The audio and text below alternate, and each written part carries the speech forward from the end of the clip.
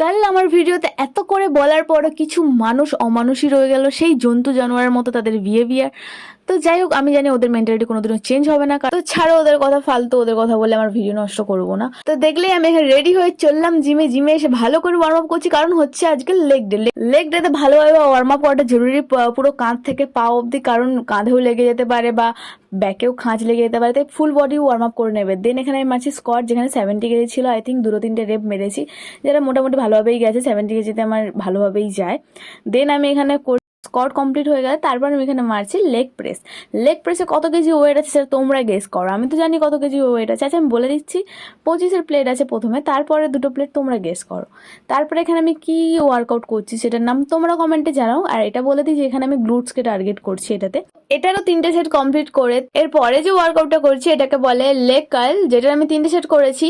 এরপরেও আমি মেরেছি কাপস, যেটা লেগ ডেতে খুবই ইম্পর্টেন্ট কাপস মারা, নইলে তোমার পায়ের গ্রোথ হবে না আর দেখতেও ভালো লাগবে না। তো আজকে না এতটাই, টাটা।